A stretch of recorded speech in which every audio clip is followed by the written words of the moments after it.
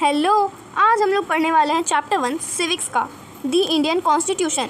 इस चैप्टर का first part हमने पहले वाले वीडियो में पढ़ लिया है। सेकंड पार्ट में हम लोग पढ़ने वाले हैं आगे के जो भी रहने वाला है वो। तो हमने क्या क्या पढ़ा था फर्स्ट पार्ट में वो थोड़ा सा देख लेते हैं कि हमने पढ़ा था कि क्या है कॉन्स्टिट्यूशन, क्यों कंट्री को चाहिए कॉन्स्टिट्यूशन की। हमने काफ़ी सारे स्टोरीज़ पढ़ा, 3-4 स्टोरीज़ पढ़ा इसके लिए, जिससे कि हमें समझ में आ गया कि कंट्री को ना कॉन्स्टिट्यूशन की नीड किस लिए होती है। तो अब हम लोग सीधा चलते हैं द इंडियन कॉन्स्टिट्यूशन के की फीचर्स और की बैकग्राउंड हम लोग देखने वाले हैं। तो सबसे पहले थोड़ा सा इंडियन कॉन्स्टिट्यूशन के बारे में जान लेते हैं, थोड़ा सा इसके बारे में बेसिक नॉलेज तो चाहिए। तो चलो देख लेते हैं सबसे पहले इंडियन कॉन्स्टिट्यूशन के बारे में कुछ चीज़ें। जैसे कि जो कॉन्स्टिट्यूशन असेंबली हुआ था वो था 1946 से लेकर 1949 तक में हुआ था। यानी कि कॉन्स्टिट्यूशनल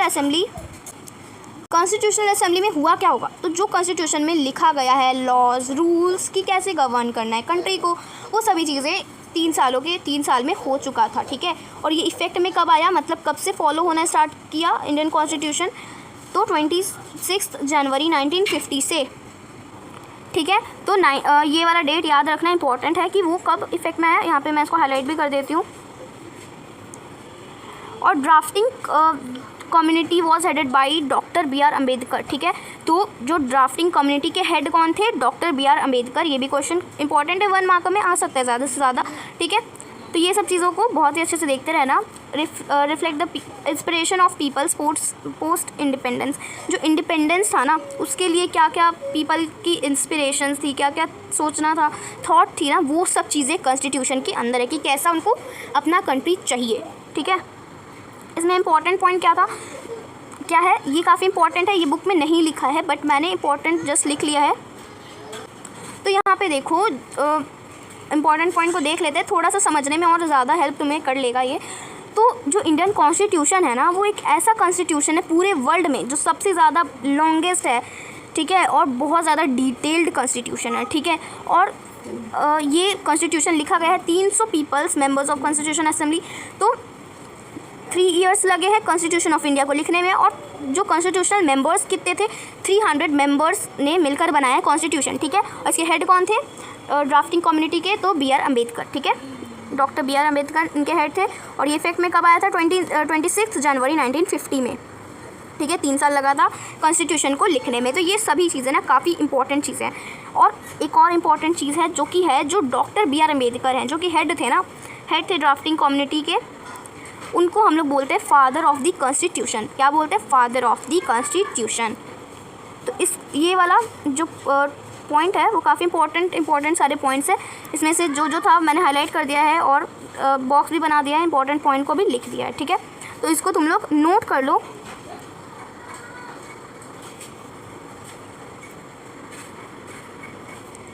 तो चलो हो गया होगा। तो अब हम लोग इसके फीचर्स देखते हैं कि कैसे फीचर्स है इसके अंदर के।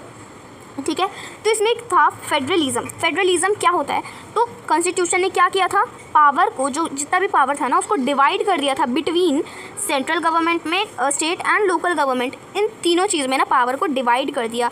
ईच लेवल का अपना रिस्पॉन्सिबिलिटी होता है। ठीक है, हर लेवल का अपना रिस्पॉन्सिबिलिटी होता है। यही है मीनिंग फेडरलिज्म का, सिंपल सा मीनिंग कि पावर जो है वो डिवाइडेड किसमें, सेंट्रल, स्टेट और लोकल गवर्नमेंट में। अभी देखो सेकंड में दे रखा है पार्लियामेंट्री फॉर्म ऑफ गवर्नमेंट।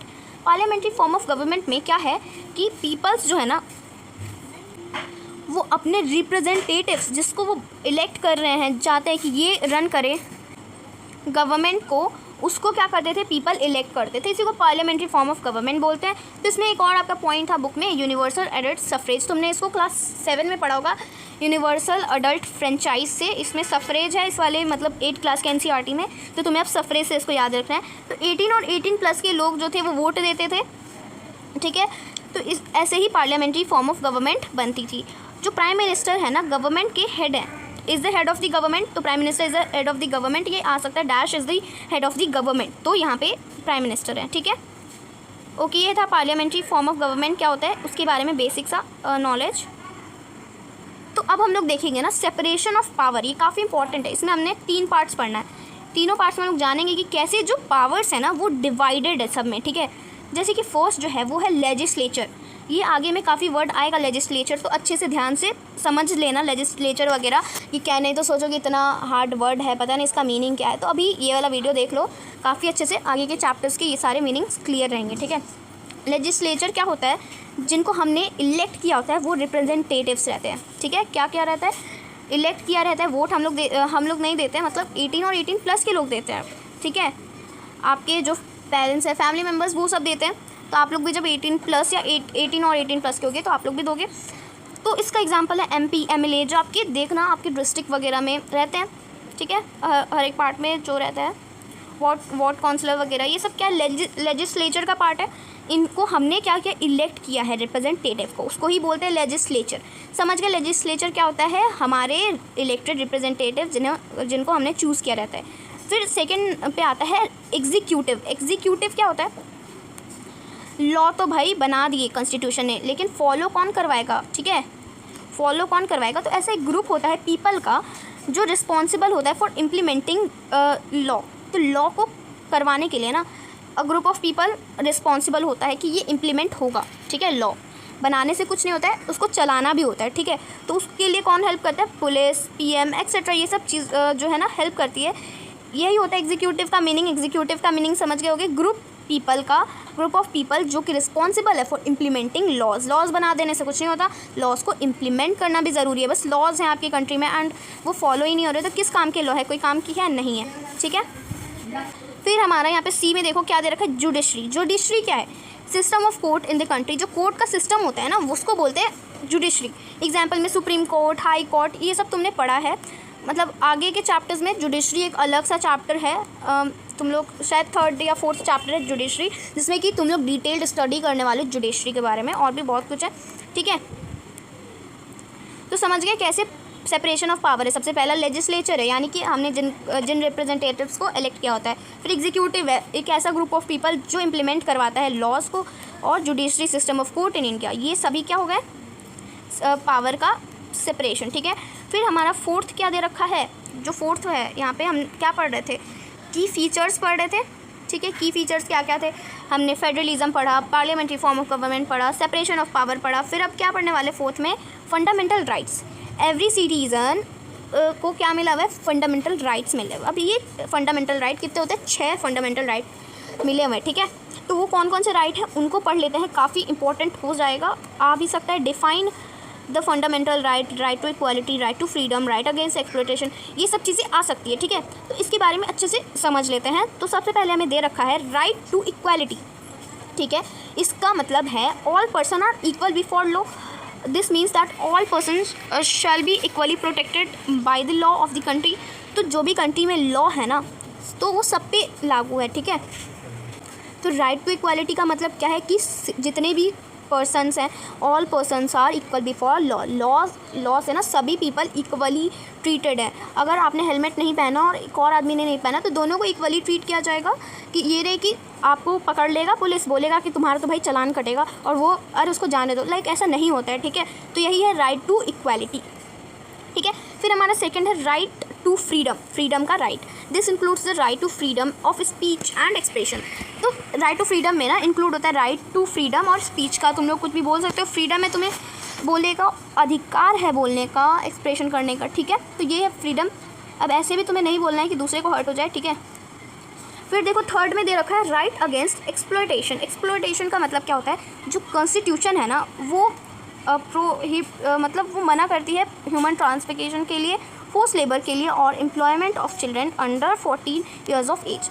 14 साल से नीचे के जो भी बच्चे होते हैं ना, उनसे काम नहीं करवा सकते हैं। ये होता है चिल्ड्रन लेबर, इसको बोलते हैं ना। लाइक ये सब नहीं होता है कॉन्स्टिट्यूशन में, ये सारे लॉज हैं, ठीक है। और ये क्या हुआ है, फंडामेंटल राइट है कि फोर्स लेबर ना किया जाए। फोर्स लेबर क्या होता है ना, फोर्स करके काम करवा रहे हैं, ठीक है। नहीं करोगे तो तुमको बहुत मार पड़ेगा, ऐसा होता है। तो तुम कोर्ट में जाओ एंड केस कर दो, लाइक ऐसा होता है इसमें राइट अगेंस्ट एक्सप्लॉयटेशन में। फिर 4th राइट हमारा फंडामेंटल राइट क्या है, फंडामेंटल राइट्स क्या है, right to freedom of religion. Religion का फ्रीडम हमें मिला है। जो रिलीजन का फ्रीडम है वो प्रोवाइडेड है to all citizen, every person has the right to adopt other religion. तो रिलीजियस फ्रीडम सभी को सिटीज़न को मिला है कि अभी अगर आप मान लो कि अभी आप मुस्लिम हो, ठीक है, मान लेना है मुस्लिम हो, तो तुम लोग अपना रिलीजन चेंज कर सकते हो, तुम लोग सिख बन सकते हो, मतलब कुछ भी बन सकते हो यार, ठीक है। और ये सब होता है।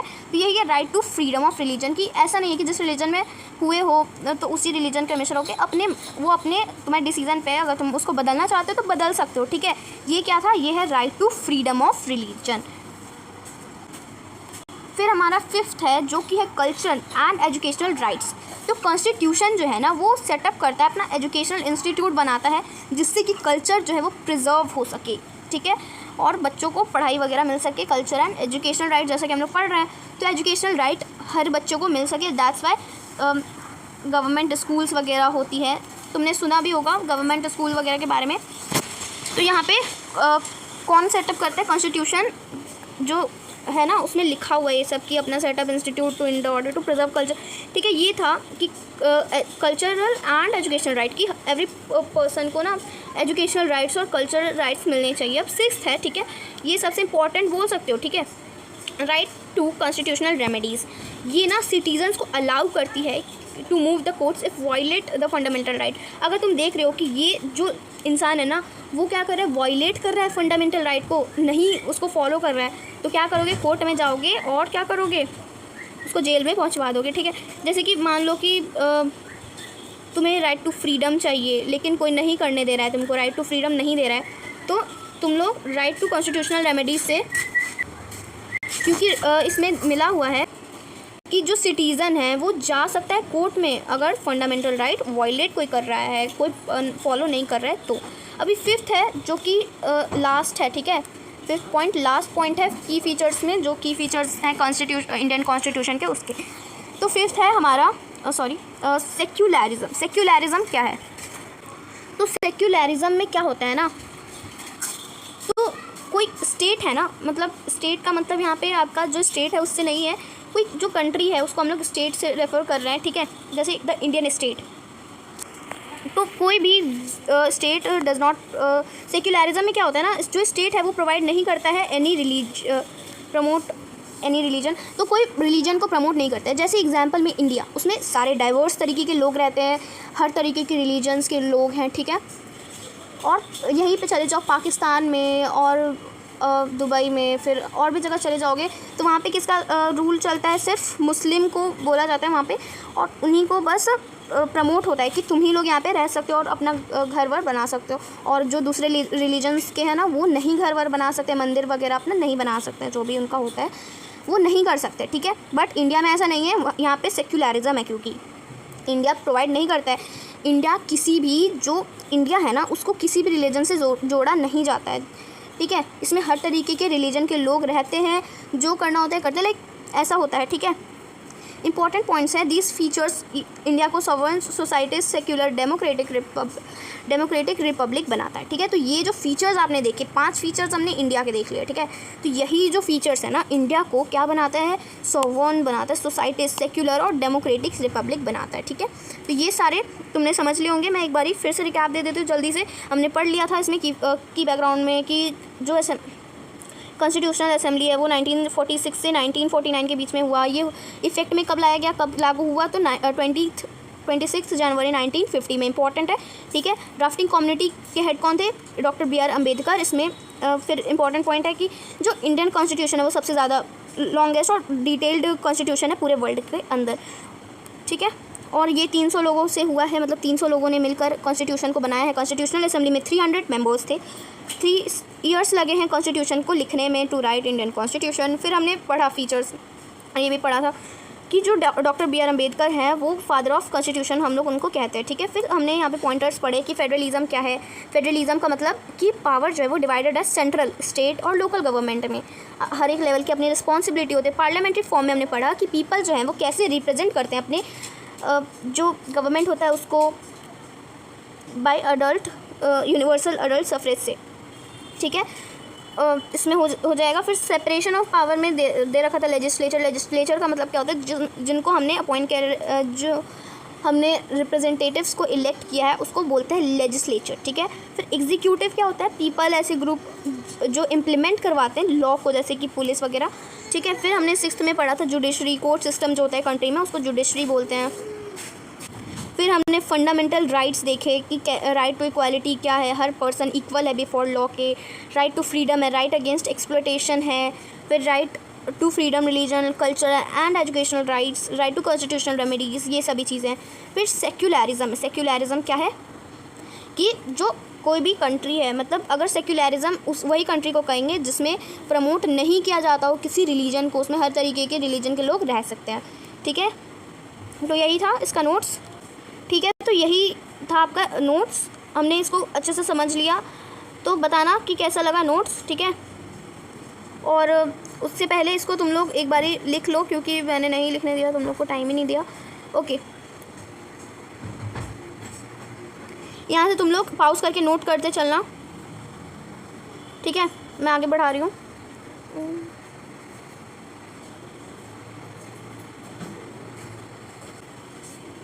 देखो यहाँ तक फेडरलिज्म और पार्लियामेंट्री फॉर्म ऑफ गवर्नमेंट, ये सब नोट कर लो पॉज करके।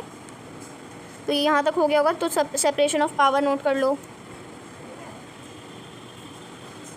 ओके, तो फंडामेंटल राइट्स है, उसके बाद फिर यहाँ से और हैं 6 पार्ट जो मैंने पढ़ाया था।